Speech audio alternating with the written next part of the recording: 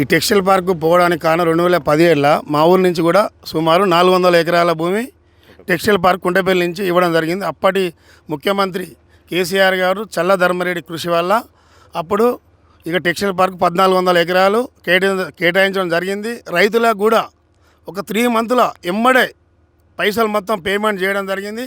ఒక్కో రైతు కూడా భూములు ఇస్తే ఆర్థికంగా ఇబ్బంది పడతారని ఒక్కో రైతుకు 100 గదాలు కేటాయించి దాంట్లో రోడ్లు 100 గదాలు కేటాయించి అక్కడ హౌసింగ్ ఇండ్లు కూడా ఏర్పాటు చేయడం జరిగింది. అదేవిధంగా ఫ్లైఓవర్ 100 కోట్ల రూపాయలతోని రైల్వే బ్రిడ్జ్కి 100 కోట్లతోని ఆ చల్లధర్మారెడ్డి గారు శాంక్షన్ చేయడం జరిగింది. అది కూడా పనులు శరవేగంగా నడుస్తూ ఉన్నాయి.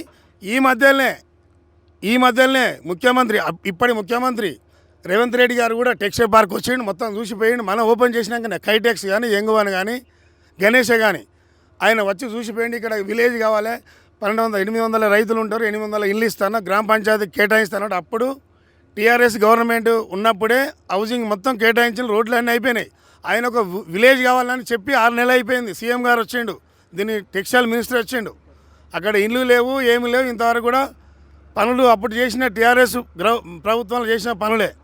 కాబట్టి ఇలా బీజేపీ ప్రభుత్వం కూడా మేము ఏదో ఇస్తాను పిఎం మిత్ర అనేది ఒక్క రూపాయి కూడా ఇచ్చిన దాఖా లేవు. మొత్తం టీఆర్ఎస్ గవర్నమెంటే చేసింది. అప్పుడున్న చల్లా ధర్మారెడ్డి గారు, కేసీఆర్ గారి నాయకత్వంలో కేటీఆర్ గారు దీన్ని డెవలప్ చేసిండు.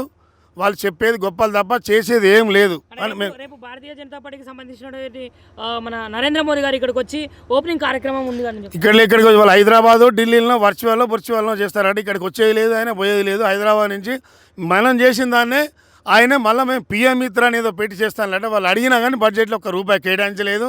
దాంతో వాళ్ళు పేరు చెప్పుకుంటాను తప్ప పేరు చెప్పుకుంటున్నారు. ఇప్పుడు కేసీఆర్ గారు చేసినటువంటి అభివృద్ధికి కేంద్రం ఎందుకు పేరు పెట్టుకుంటుంది? కేంద్రం ఇప్పుడు చెప్తాంది. ఇప్పుడు రేవంత్ రెడ్డి గారు నేను చేస్తానంటాడు, బీజేపీ నేను చేసి అసలు చేసింది ఇక్కడ కేసీఆర్ కేటీఆర్ గారు చల్లా ధర్మారెడ్డి గారు వాళ్ళు చేసింది శూన్యం. కాంగ్రెస్ బీజేపీ రెండు ఒకటే అంటారా? రెండు ఒకటే, కాంగ్రెస్ బీజేపీ రెండు ఒకటే.